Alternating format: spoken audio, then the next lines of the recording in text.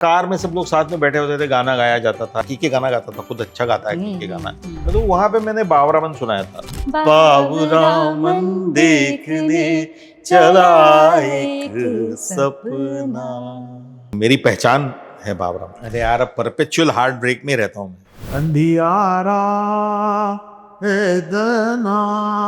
ये प्रदीप सरकार थे मेरी लाइफ में। वो मुझे हमेशा कहते थे कि तेरा है ना कुछ होना नहीं चाहिए, तेरा प्यार कभी सक्सेसफुल नहीं होना चाहिए। हाँ, नहीं लिख पाओगे। हाँ, क्योंकि नहीं तो तू ऐसा लिखेगा ही नहीं फिर। तो वो लड़की अगर मेरी जिंदगी में कोई आती भी नहीं तो उसको कहते थे इसको इसको इसको धोखा दे इसको। आपने पोइट्री बुक भी लिखी हुई है, आप कमाई। कुछ 2 लाइनें आप सुनाना चाहोगे? वो लड़की धूम धड़ाका थी, वो खंजर थी, वो दराता थी, वो मिश्री थी, वो बताशा थी, वो लड़की धूम धड़ाका थी। आपने कभी ऐसे सोचा है कोई गाना सुन के कि यार ये मैंने गाया होता तो ज्यादा मजा आता? एक गाना है शंकर एहसान का मितवा। वो मुझे ऐसा लगता है कि यार मेरे पास आना चाहिए था, मुझे गाने को मिलना चाहिए था। बात करते हैं सांसद जी के बारे में। Panchayat has been huge, you got a lot of love. Panchayat के सीजन 3 में जी पहले तो मुझे एक फोन आया कि आपको एक गाना गाना है। अच्छा, मैंने पंचायत सीजन 3 में एक गाना गाया है। आसमां रूठा एक सितारे को मिला, तो किसी रेल सी गुजरती है, मैं किसी पुल सा थर थर आता हूँ। मेरे को परसों ही वरुण ने भेजे, मतलब मैंने वरुण को कहा, मैंने कहा एक पैराग्राफ और था। बोले हाँ मैं भेजता हूँ।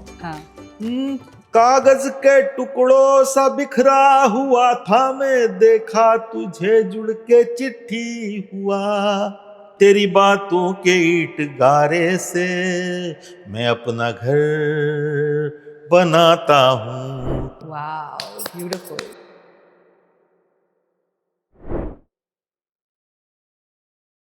नमस्कार सर. नमस्कार. स्पिल द टी मध्ये आपला स्वागत आहे, तुमचा स्वागत आहे. Thank you. करेक्ट था वो इतना ही मुझे भी आता है.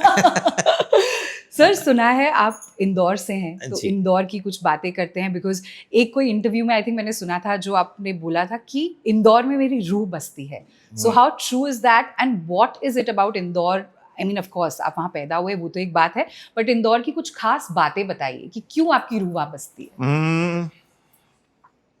इंदौर बेसिकली इंदौर के लोगों को इंदौर एक प्लेटो है, मालवा का प्लेटो, और वहाँ पे ना चीज़ें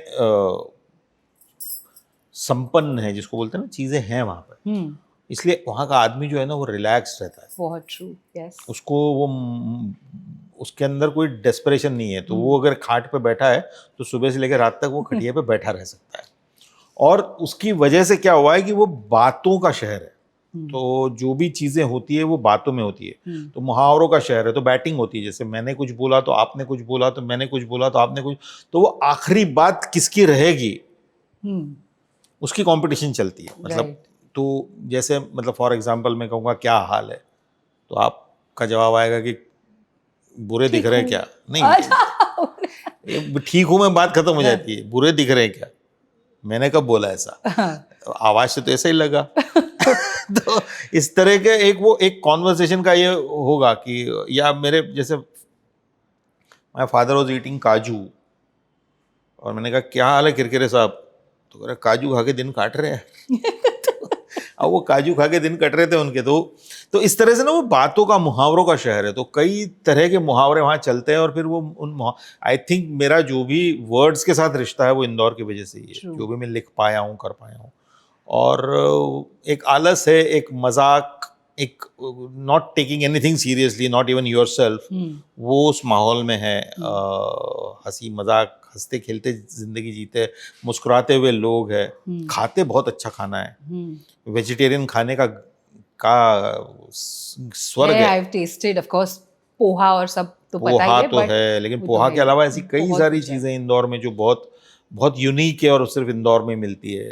पोहा है, भुट्टे का कीस मिलता है इंदौर में. भुट्टे का कीस क्या होता है? हाँ, मतलब कॉर्न जो होता है, देसी कॉर्न जो होता है, उसको कद्दूकस करके उसकी एक डिश बनती है, बहुत अच्छी होती है. तो ऐसी कई चीजें इंदौर की जो कमाल की होती है. Right, and that is so different from Bombay, right? तो अब कभी बॉम्बे, मतलब तो अब आपको नहीं लगता कि Bombay has adopted you, or you have adopted Bombay? You still don't feel like a Bombay boy? No, no.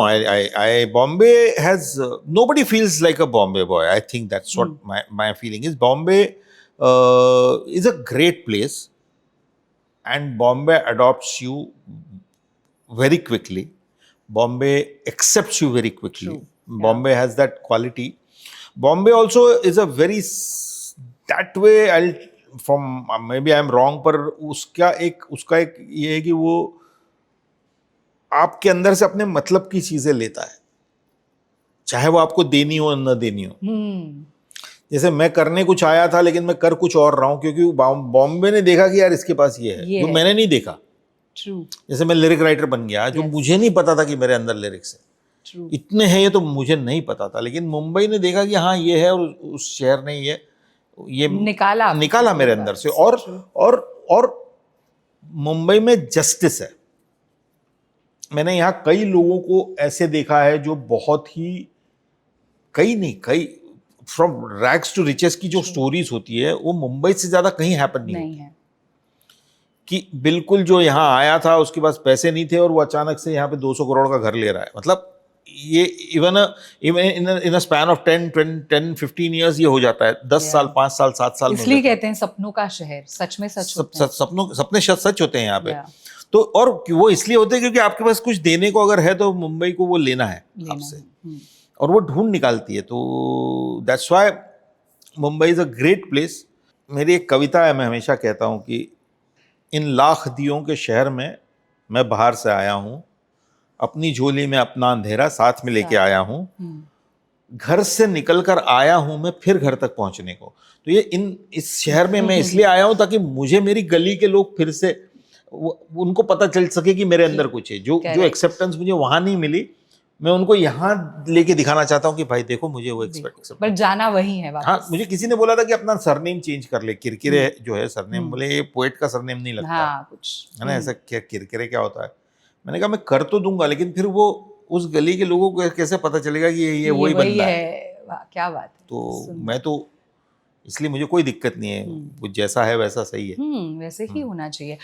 मुझे कोई बता रहा था कि बचपन में of course you grown up in a music family, आपके डैड के संबंध रहे विद म्यूजिक, एंड बट आपने कभी फॉर्मली ट्रेन नहीं किया। एंड इनफैक्ट कोई मुझे बता रहा था, आई डोंट नो ये ट्रू है कि नहीं, कि आप उससे भागते थे कि मुझे तो नहीं करना है ट्रेन, मैं जा रहा हूँ, कि क्या ये सब लोग गाते रह रहे हैं, क्या ये सच है? हाँ, मुझे लगता था ऐसा।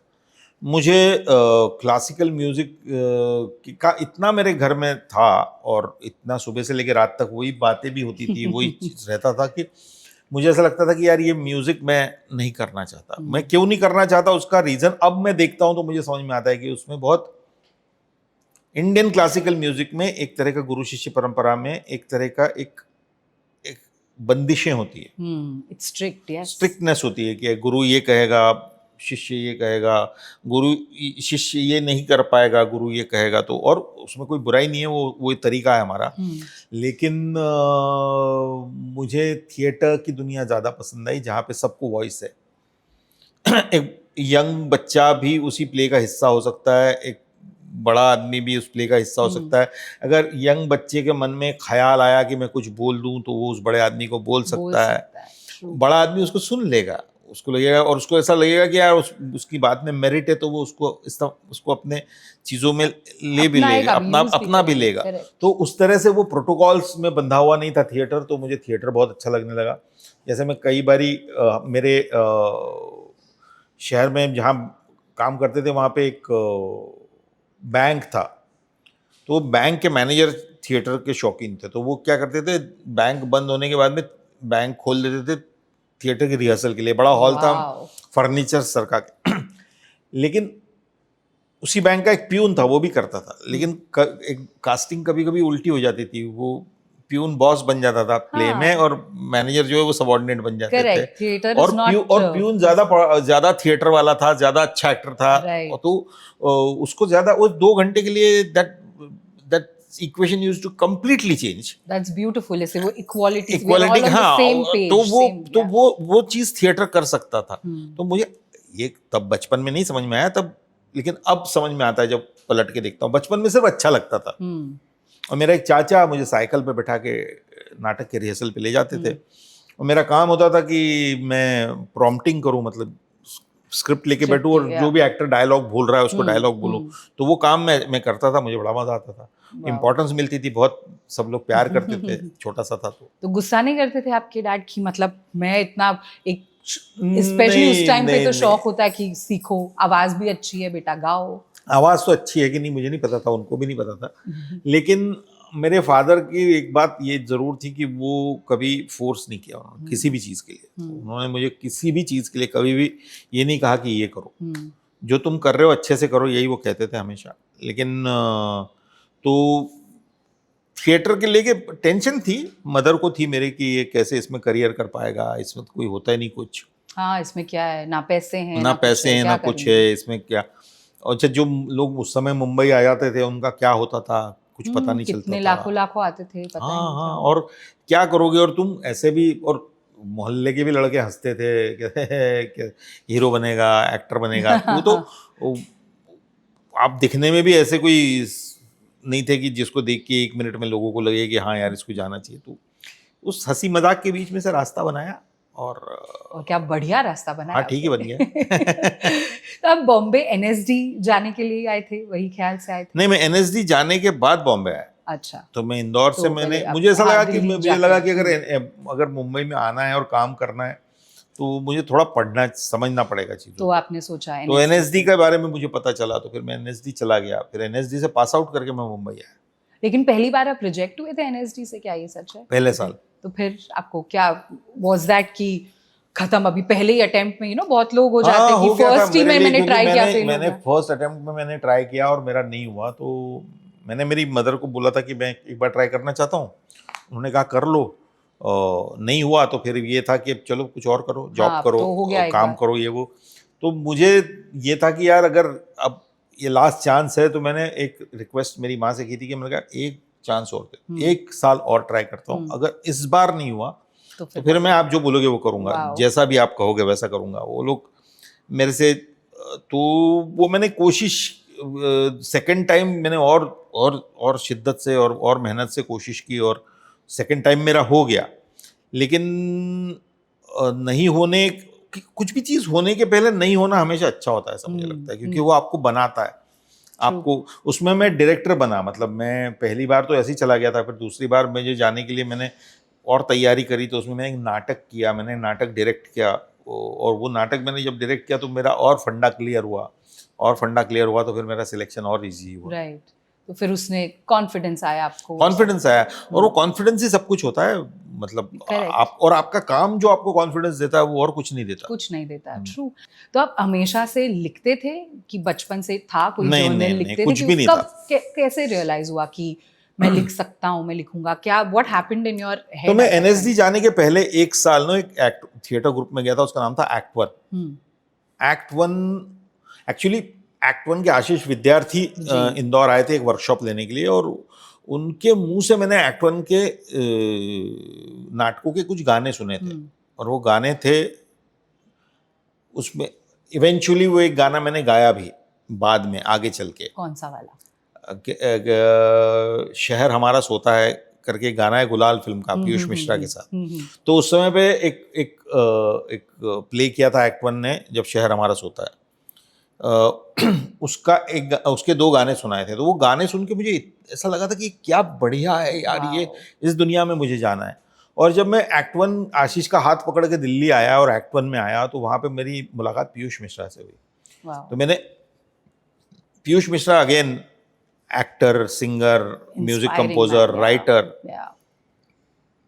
उस वक्त पे वो स्टार हुआ करते थे दिल्ली थिएटर के, और तो चुटकियों में गाने बना के लाते थे, चुटकियों में। तो उनको देख के मुझे ऐसा लगने लगा कि कितना बढ़िया काम है, मुझे भी ट्राई करना चाहिए। तो मैंने वहाँ गाने लिखना ट्राई किया, तो वो धीरे धीरे वहाँ कोशिश करने लगा। फिर मुझे ऐसा लगा कि कुछ, मतलब वो हुआ यूँ कि एक मराठी नाटक था, किसी ने कहा मुझे हिंदी में करना है, तो मैंने ट्रांसलेट करना शुरू किया। तो वहाँ से मेरा राइटिंग में हैंड पॉलिश होना शुरू हुआ, और उस तरह से फिर धीरे धीरे I became. Is that how बावरा मन came? And then मैं पढ़ रही थी कुछ कि बावरा मन के रिस्पॉन्सिबल थे के मेनन जी, जिन्होंने वो फाइनली आपको पुश किया। Is that true? How was he instrumental? हाँ, के एक्चुअली जब सुधीर जी के साथ में मैं मैं असिस्ट कर रहा था सुधीर मिश्रा को, और मैं वहाँ से जब हम वहाँ पे हज़ारों ख्वाहिशें ऐसी बन रही थी और के थे उसमें, और हम लोग लौट के आते थे रात को शूटिंग करके सर्दियों में दिल्ली में पटौदी से आते थे, और फिर कार में सब लोग साथ में बैठे होते थे, गाना गाया जाता था, ये होता था वो होता था। के गाना गाता था, खुद अच्छा गाता है के गाना, तो के साथ में, तो वहाँ पे मैंने बाबरामन सुनाया था।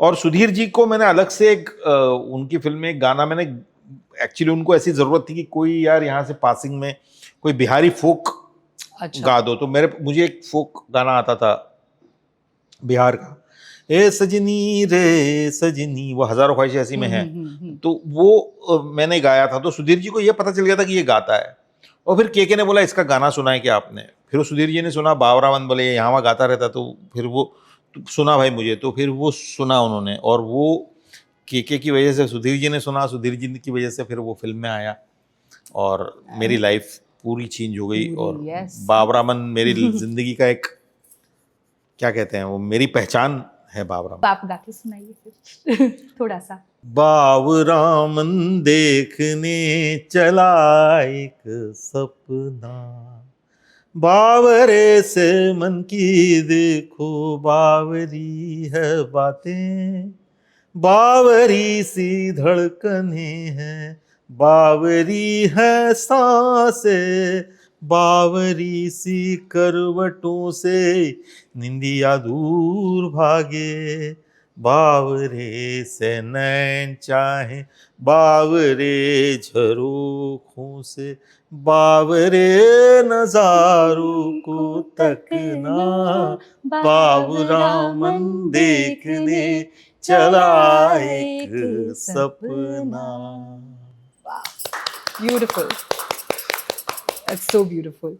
वाओ, एक taking a moment Swanand Kirkire ji के साथ एक लाइन अगर गाई है तो उसके लिए फैन। मैंने बनारस पे एक गाना लिखा है जो यशराज की एक फिल्म में है, तुम्हारे पास स्ट्राइक तो नहीं आएगा मैं गाता? नहीं नहीं, हम कर लेंगे, आप बोलिए। हम तो ऐसे हैं भैया, हाँ। हम तो ऐसे हैं भैया, हम तो ऐसे हैं भैया, ये अपना टशन है भैया, हम तो ऐसे हैं भैया, एक गली में बम बम भोले, दूजी गली में अल्लाह मियाँ, एक गली में गुंज अजाने, दूजी गली में बंसी बजैया, सबकी रगों में लहू बहे है, अपनी रगों में गंगा मैया, सूरज और चंदा भी ढलता, अपने इशारे पे चलता, दुनिया का गोल गोल पहिया। तो उसमें मैं लिखता हूँ आजा बनारस का रस चख लिया, गंगा में आके तू डुबकी लगा, रबड़ी के संग संग चबा लेना उंगली, माथे पे भंग का रंग चढ़ा, पनवा लगाई दे उस पे तू जर्दे का तड़का लगाई दे, पटना से आई बे, पेरिस से आई बे, गंगा जी में हर कोई नंगा ना आए बे, और जीते जी जो कोई काशी ना आए, चार चार कांधों पे वो चढ़ के आए। ओहो, क्या बात ये है, मैंने मेरे को पूरा बनारस का ये असर है मेरे पे, मैंने गाना ही लिखा है बनारस पे। ओके, मुझे बताइए, बट इससे I love inspiring stories and I think a lot of people do, right? आजकल हमको हमेशा लगता है इंटरनेट पे स्टार्स आए, ओवरनाइट सेंसेशन हो गए, बट एक कहानियाँ होती थी हमारी पहले की, जो एक एक एक एक लेयर बाय लेयर आप बढ़ते हो कहीं आगे। जैसे मैंने कहीं पढ़ा कि आप ग्रेजुएशन के बाद आप वैक्यूम क्लीनर भी सेल कर रहे थे। क्या ये सच? Like I could never imagine that. And how was that? How did you go from that to this? तो जब मेरा सिलेक्शन एनएसडी में नहीं हुआ था और मुझे लग रहा था, और मेरी मदर ने मुझे कहा था कि कुछ और काम करो, और अगर एनएसडी में हो गया तो फिर मैं, पैसे नहीं मिलते थे एनएसडी में, मतलब बहुत पैसे लगते थे, तो वो मुझे किसी ने बताया कि यार ये नया नया जब इंडिया का ग्लोबलाइजेशन हुआ था और ये डायरेक्ट मार्केटिंग शुरू हुई थी, और उसमें क्या होता था कि डीलर डिस्ट्रीब्यूशन नेटवर्क नहीं होता था और डायरेक्टली सेल्स पर्सन को कमीशन दे दिया जाता था। और उसमें ये होता था कि तुमको डोर नॉक करना पड़ता है, तो वो कमीशन कभी कभी मेरे दोस्त कुछ काम करते थे, उनको इतना मिलता था कि वो महीने में, अब I am talking about early 90s, महीने में 25-25 हज़ार रुपये कमा लेते थे। तो मुझे लगा कि अरे यार, अगर ये मैंने काम कर दिया तो मेरे पास पैसा आएगा, फिर मैं इकट्ठा पैसा लेके 2-3 लाख रुपए लेके फिर एनएसडी चला जाऊंगा। तो मैंने वो थिएटर, वो वैक्यूम क्लीनर की एजेंसी को ज्वाइन कर लिया, वहाँ पे एज ए सेल्समैन काम करने लगा। पैसा तो नहीं कमा पाया क्योंकि मैं I was not very good at sales. तो उसमें 2 पार्ट होते थे वैक्यूम क्लीनर बेचने के। तो घर घर जाके हमको एक तो डोर नॉक करना होता था। या हर नया दरवाजा, नया घर, अलग टाइप के नई लोग लोग, बोल रहे हैं। हाँ, नई फितरत, नई किस्म की प्रॉब्लम्स, नए किस्म की स्मेल्स। हर घर की एक हर घर खुशबू की एक स्मेल होती है, हाँ। और उसमें आपको पहला काम ये करना होता था कि पहले तो वो मशीन आपको दिखानी होती है लोगों को, तो वो डेमो पार्ट डेमो। होता था। Demo part was a performance part, जिसमें आप कितने फ्लेयर के साथ वो डेमोन्स्ट्रेशन दिखा सकते हैं। तो वो दैट वाज लाइक एक्टिंग। और उसके बाद the second part was to sell. That was the real professional part where I was not good. ये मुझे तो मैं दिखा बहुत अच्छे से देता था, बेच नहीं पाता था। हाँ। तो मुझे लोग ले जाते थे कि तू दिखा, बेच, हम देंगे। तो 2 लोग हम जाते थे और वो कहते थे कि तू तू खाली डेमो देना, फिर बेचने का काम मैं कर दूंगा। तो उसका इमोशन में जगह देता था डेमो में, लेकिन वो बेचने का काम कोई और करता था। पर वहां पे मेरी जिंदगी के मेरे ख्याल से सबसे बड़े लेसन्स मैंने वहां सीखे। पहली बात तो ये कि door knocking is something you have to do. Door slam, आपके मुंह पे दरवाजा बंद हो सकता है धड़ाम से, पर्सनली, लेकिन इसका मतलब ये नहीं है कि अगला दरवाजा भी बंद होने वाला है।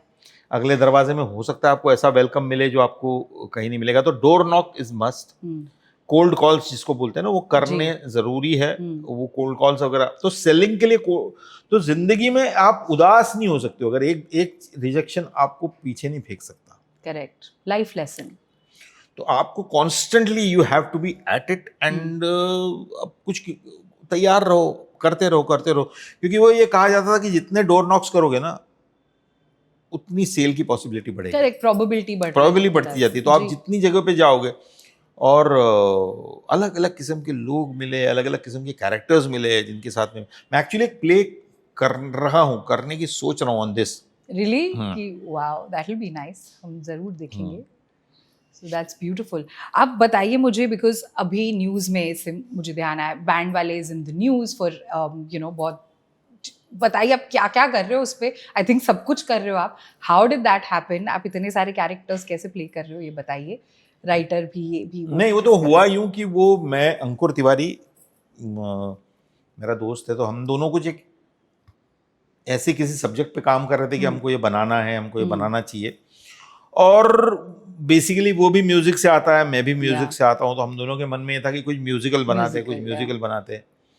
और फिर हमने जाके वो आइडिया जो था, एक actually it's a simple idea of a girl in a small town, this thing wants to become an influencer, not because she wants to become an influencer, but she thinks that can bring her independence.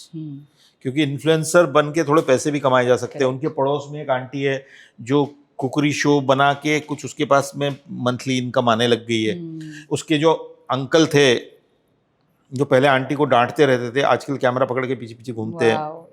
Life changing, money changes things no. तो उसको लगता है कि यार मेरे parents जो है वो जो फादर मेरे अगेंस्ट है, मेरे शायद मैं उनको पैसे कमा के लाऊंगी तो वो चेंज हो जाएंगे, उनको लगेगा कि हाँ मैं कुछ कर सकता हूँ।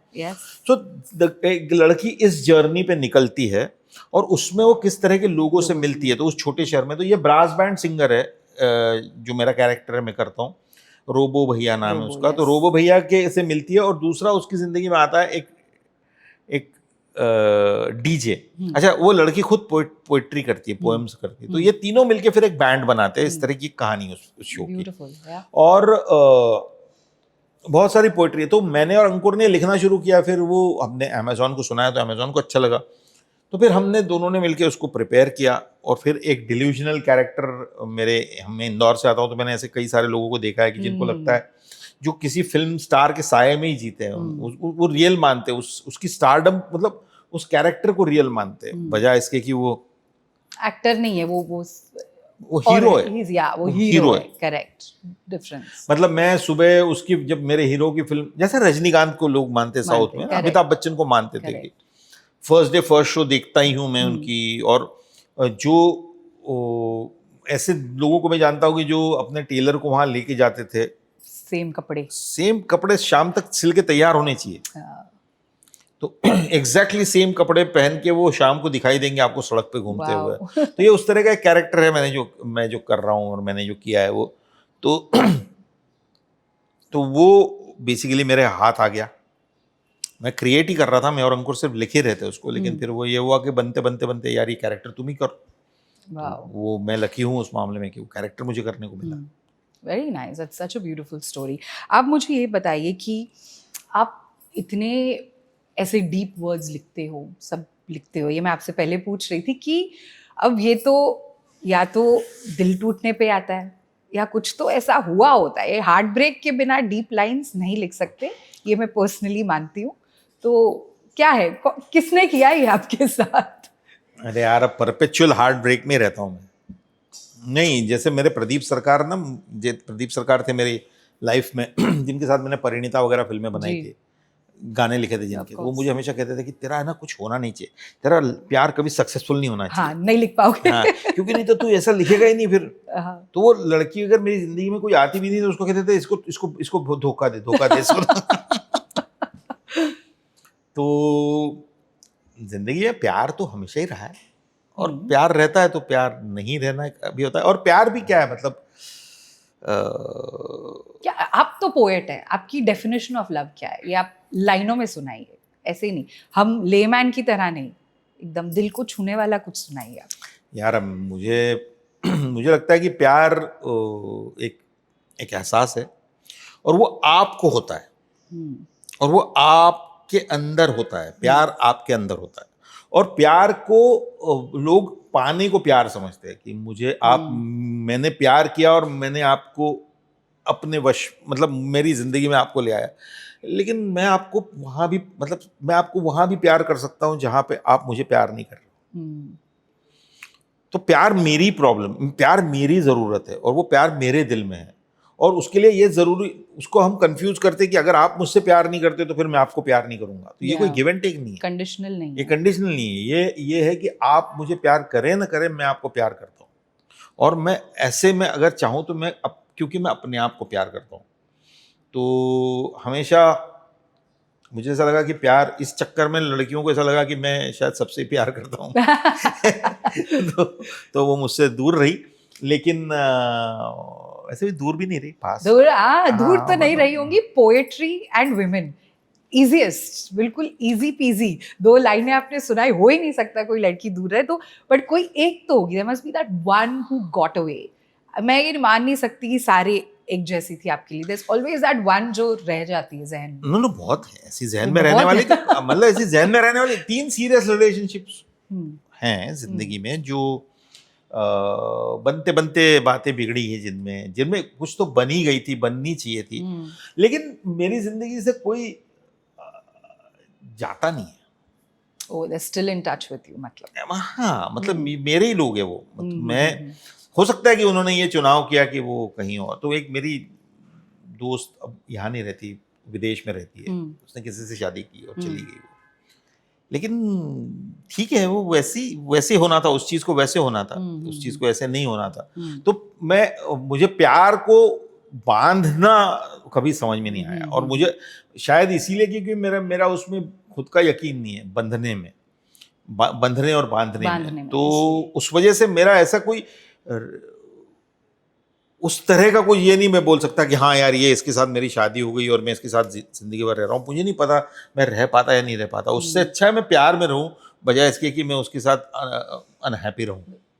तो ये एक तरीका हो सकता है देखने का चीज़ों का, मैं देख रहा हूँ इसे, शायद गलत हो, शायद बुढ़ापे में लाठी टेक के गुजरूंगा तो समझ में आएगा कि वो गलती कर दी भाई, लेकिन तब की तब देखेंगे। आप स्पोकन फेस्ट पे कोई मुझे बता रहा था आपने कोई एक पैराग्राफ जो नहीं हुआ है पब्लिश, आपने कहा किसी रेल सी गुजरती है का। हाँ, सब जगह नजर रखते हैं। अरे स्पोकन में कौन आया था यहाँ पे? हाँ, स्पोकन का कैसे खबर आ गई है? हमको सब पता रहता है। तो किसी रेल सी गुजरती है, मैं किसी पुल सा थर थर आता हूँ, तू कभी रत्ती भर न सुनती है, मैं तेरा नाम बुदबुदाता हूँ। और फिर मेरे को परसों ही वरुण ने मतलब मैंने वरुण को कहा, मैंने कहा एक पैराग्राफ और था, बोले हाँ मैं भेजता हूँ। हाँ। कागज के टुकड़ों सा बिखरा हुआ था मैं, देखा तुझे जुड़ के चिट्ठी हुआ। धूल की आंधी में बेकार उड़ता था, बूंदे गिरी और मैं मिट्टी हुआ। तेरी बातों के ईंट गारे से मैं अपना घर बनाता हूँ। तू किसी रेल सी गुजरती है, मैं किसी पुल सा थरथराता हूँ। Wow, beautiful beautiful. मैंने पहली बार गाया ये। हाँ, मतलब स्पोकन में मैंने गाया था, लेकिन स्पोकन में हाँ। और इसके बाद very nice, good good research, good Varun Grover.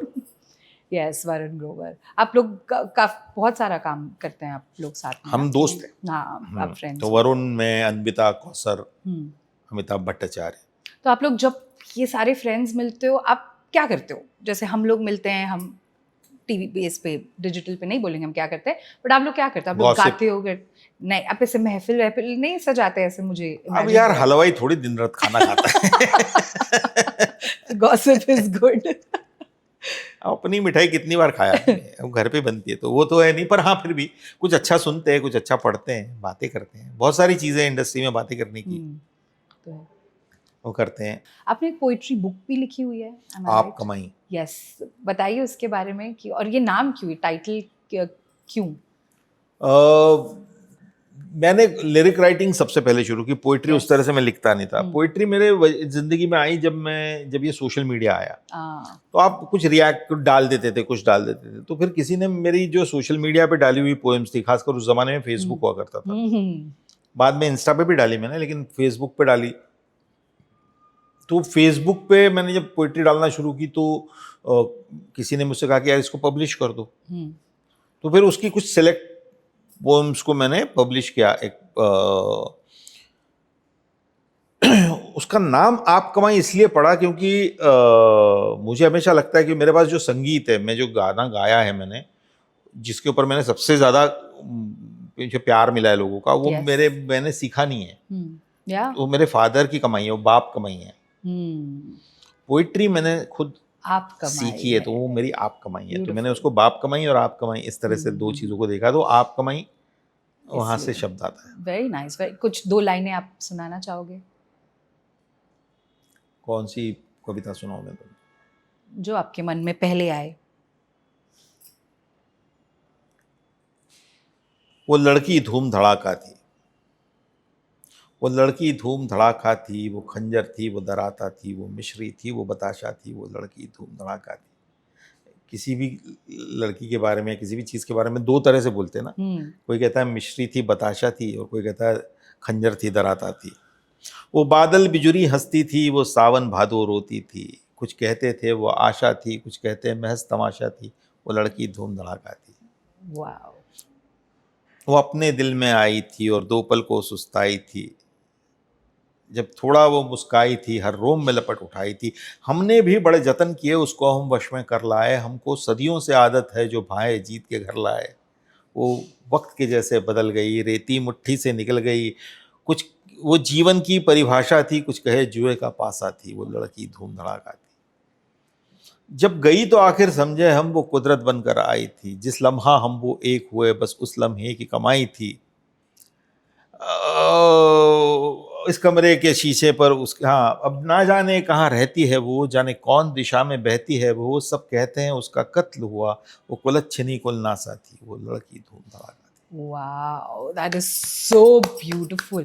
ऐसे कोई लिखे ना लव लेटर, तो फिर मतलब I have never heard a meaningless song from you. ना ही आपने गाया है, ना ही लिखा है मेरे, and correct me if I am wrong, fun भी लिखा है आपने, हाँ, उसमें भी मीनिंग है। है। कोई भी ऐसे नहीं है कि it's almost like half of them are either commentaries on love or social commentary, यार मतलब कुछ ना कुछ तो उसमें से सीख। हाँ, मतलब वरना क्या मतलब है अगर, और प्यार बड़ी, मतलब love is a very beautiful emotion ना। उसके ऊपर जैसे मेरा एक गाना है शोरगुल, अगर आपने सुना है, सुना नहीं मैंने, तो एक लड़की के पॉइंट ऑफ व्यू से लिखा हुआ है कि शोरगुल नहीं होगा, नहीं होगा मेरी जान, मैं होंगी तू होगा, और होगा खामोश आसमान। तो है, हमेशा मुझे लगता है कि कुछ भी करने के पहले आपको मतलब वो आता ही वहां से है, क्योंकि आप जिंदगी को अगर खूबसूरती के साथ नहीं देखोगे, उसकी ब्यूटी को नहीं देखोगे, फिर बहुत बोरिंग है, बोरिंग है। बहुत बोरिंग है। आपने कभी ऐसे सोचा है कोई गाना सुन के कि यार ये मैंने गाया होता तो ज्यादा मजा आता? बोल दो, स्पिल द टी है। दोस्त का ही हो Spill the tea, भले। ऐसे तो हाँ। बहुत गाने हैं यार। एक कोई भी जो लगा कि यार ये मैं I could have done more मैं justice to this. I could have done more justice तो मुझे नहीं पता, लेकिन एक गाना है शंकर एहसान लोई का, मितवा, वो मुझे ऐसा लगता है कि यार मेरे पास आना चाहिए था, मुझे आना गाने चाहिए को मिलना चाहिए था। हम्म, और तो वो एक गाना है जो मुझे ऐसा लगता है कई बारी। और कौन सा, अरिजीत सिंह के बड़े सारे गाने हैं, ऐसा हाँ, लगता है बहुत जो सारे। गाने जिनमें कौन सा गाते हैं। आप एक अगर चूज करते कि ये अगर मैं गाता तो बहुत मजा आता? कौन से गाने मेरे को याद दिलाओ कुछ। अरिजीत सिंह के कौन से गाने अरिजीत सिंह के कोई बताओ, इतने जेंजी बैठे हो सारे। एनीवे बहुत गाने हैं, मतलब बहुत है उनके, अरिजीत अभी एक भी इतने गाने एक भी याद नहीं आ रहा मुझे, बट हैं बहुत सारे।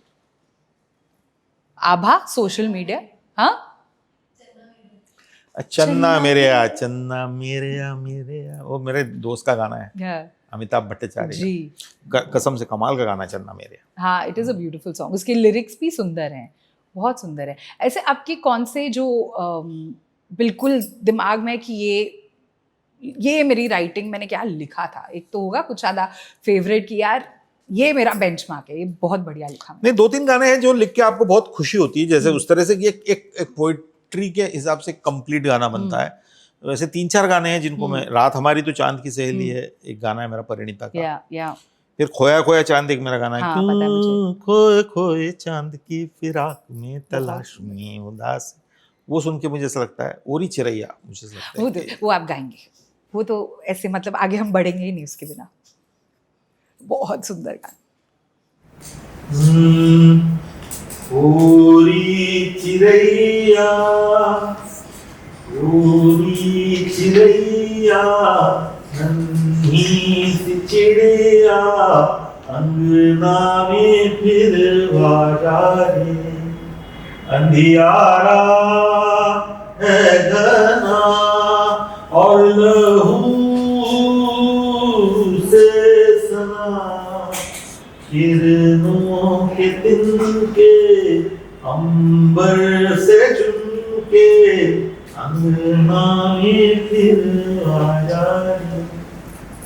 हमने तुझ पे हजारों सितम है किए, हमने तुझ पे जहां भर के जुल्म किए, हमने सोचा नहीं तू जो उड़ जाएगी, ये ज़मीं तेरे बिन सूनी रह जाएगी, किसके दम पे सजेगा मेरा अंगना, ओरी चिड़ैया।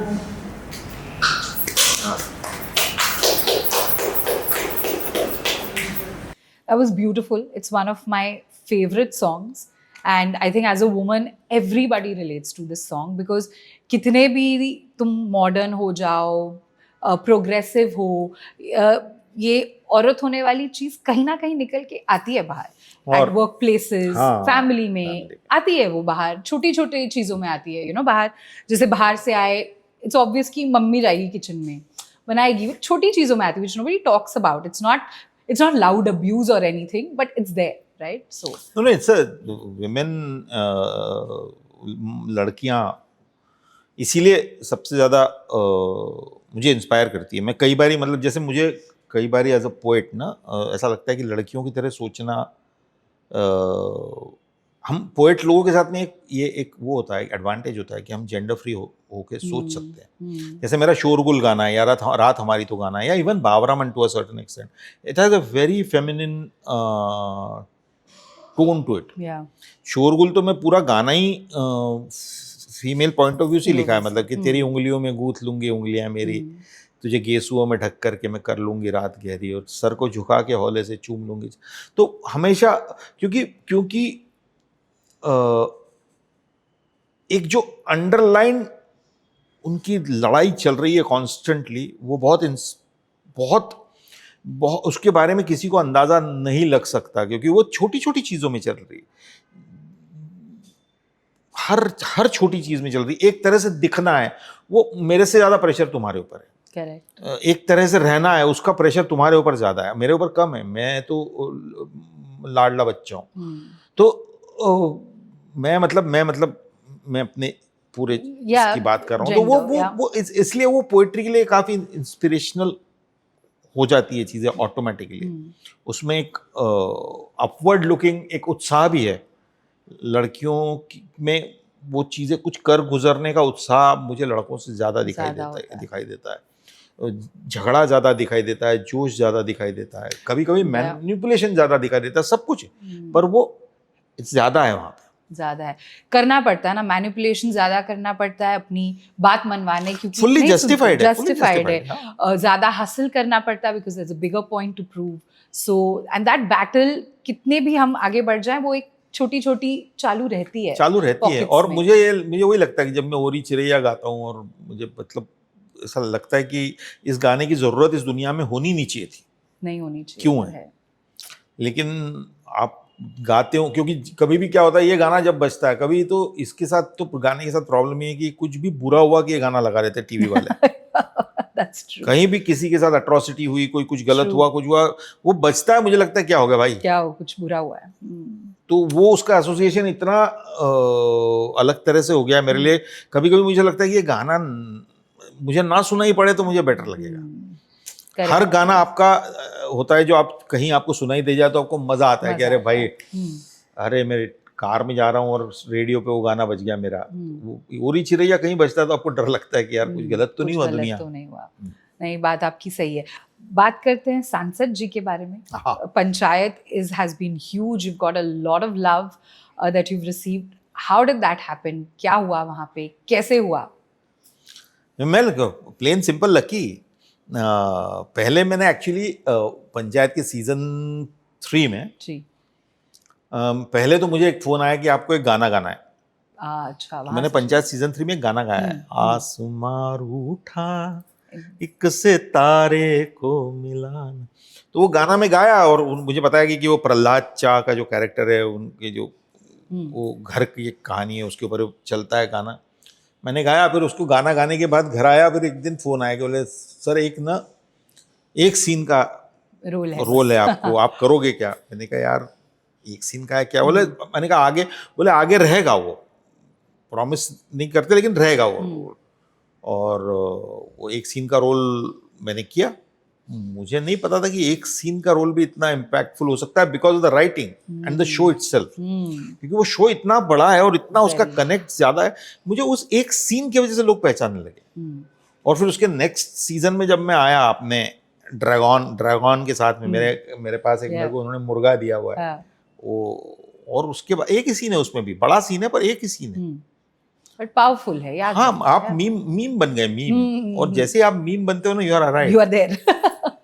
That's beautiful. Tell me a little bit, आपका एक और भी कोई प्रोजेक्ट है आयुष्मान खुराना जी के साथ? मैं सूरज बड़जात्या जी की फिल्म कर रहा हूँ मैं, और एक और छोटी फिल्म मेरी रिलीज होने वाली है, उसका नाम है बकरा क्रिकेट। अरे वाह, तो उसमें मेरा बड़ा अच्छा रोल है। क्या बात है। तो ये 3-4 फिल्में चल रही है, काम चल रहा है, पंचायत की शूटिंग का भी चलता रहता है, और हो रही है चीजें। तो अब एक्टर बन ही और नाटक भी करता हूँ, और मेरे शोज भी करता हूँ, बावरा लाइव। हाँ, यस, तो उसके भी शोज होते रहते हैं पूरे देश में। देखे मैंने। सुधीर मिश्रा जी के एक शो है, उसके गाने मैंने किए हैं। अभी 80 फिल्म में एक गाना है, माई मेरी मायरी तेरी याद आई, वो गाना मैंने लिखा और कंपोज किया, गाया भी है। वाह, चल रही, कट रही। आपको लिखने में ज्यादा मजा आता है या गाने में, अगर एक चूज करना होता तो? लिखने में। या आई वुड थिंक दैट। नहीं, इसलिए क्योंकि लिखना मेरे लिए ज्यादा कंफर्टेबल, गाने में मुझे डर लगता है, सुरा बेसुरा ये वो, बहुत माइक पे खड़ा होना बड़ा टेंशन है। लेट शुरू हुआ ना मेरी लाइफ में गाना। आप वो नहीं, वो स्टोरी नहीं है कि बचपन 6 साल की उम्र से। नहीं, कोई ऐसा कुछ नहीं है, ना रियाज कर रहे हैं, ऐसा कुछ भी नहीं है। आप पकड़ी जाएगी चोरी, कभी भी ऐसा लगता है आज पकड़ी जाएगी चोरी। इम्पोस्टर सिंड्रोम है आपको बेसिकली। Swanand Kirkire has impostor syndrome, बाकी सब कहाँ जाए। नहीं है तो सही। अब हम ब्रेक में बात कर रहे थे कला मूवी के गाने की। शौक बहुत बहुत ही सुंदर song. So after this, I will let you go after this song. That's my promise. आप एक हमको लास्ट गा तो के ये भी गाना जैसे कला फिल्म में भी हमने 5 लिरिसिस्ट ने एक गाना लिखा Yes, था. I know. मेरा गाना जो लिखा था मैंने वो आया नहीं फिल्म में, मतलब वो एंड क्रेडिट पे आता है, रुबाइयाँ नाम का Yeah. गाना. लेकिन मुझे ये वरुण का लिखा हुआ गाना और अमित का गाना गाने का मौका मिला. Yes. इसमें शाहिद ने लिखा गाया है, बाकी का गाना मैं से पहले की 2 पहले की लाइनें 2 गाता हूँ. लाइन्स हैं. लेकिन वो भी लोगों को पसंद आई. Yes. बिखरने का मुझको शौक है बड़ा, समेटेगा मुझको तू बता जरा.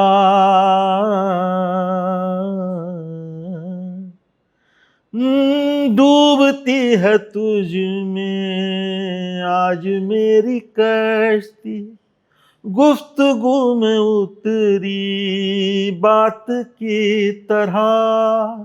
ओ देख कर तुझे ही रात की हवा सांस थाम ली है हाथ की तरह, के आंखों में तेरी रात की नदी, ये बाजी तो हारी है 100%.